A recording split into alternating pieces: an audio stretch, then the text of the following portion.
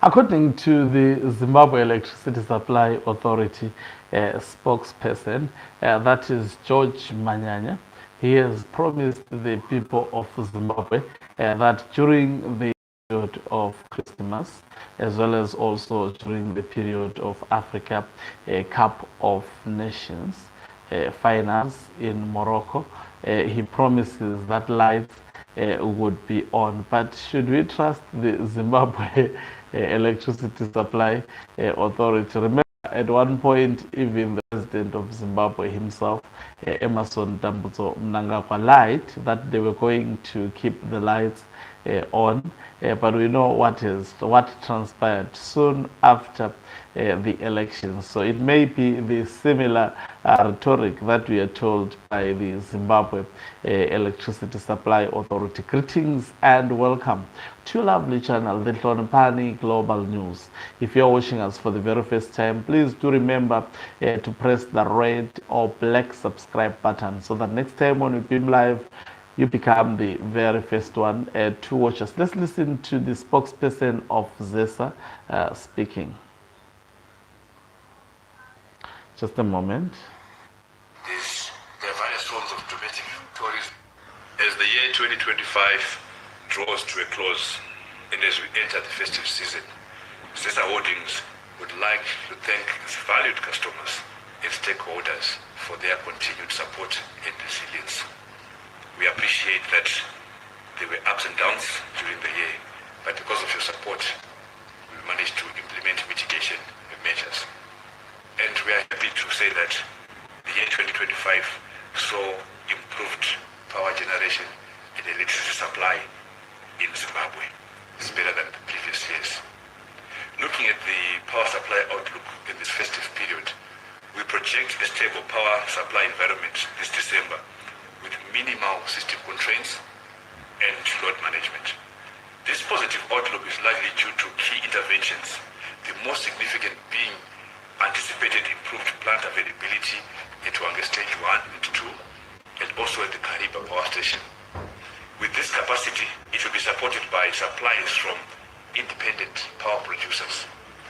This increased domestic generation is augmented by securing additional energy through imports from the Southern African power pool market. Furthermore, we expect reduced demand resulting from industrial shutdowns, which will ease pressure on the national grid. These efforts are expected to reduce the supply shortfall, leading to minimal load shedding during this festive period. During this period, there are various forms of domestic tourism. People will be traveling and they need power. And also we are aware that the generality of Zimbabweans, the nation will be rallying behind the national soccer team during the Africa Cup of Nations that will be held in Morocco. And we assure the nation that we've put in place mechanisms and mitigation measures to ensure that there is minimal load curtailment. Our 24-hour National Contact Center will be fully operational throughout the entire festive season, and the technical teams will be on standby for all faults and emergencies. We wish you a Merry Christmas. So this is the statement by the spokesperson of the Zimbabwe Electricity Supply Authority, promising the people of Zimbabwe that there would be a stable supply of electricity. He is actually promising a stable supply of electricity during this particular season. But should we trust the Zimbabwe Electricity Supply Authority? It is as good as trusting ZANU-PF that it can actually transform the lives of people and create a meekly income earning country by 2030. It is as good as simply doing so. So we will wait to see, the period that they have promised better services. Just imagine you pay in advance, you prepay electricity. In Zimbabwe, electricity is prepaid. But though having prepaid the electricity, now you have to actually, electricity, there is load shedding.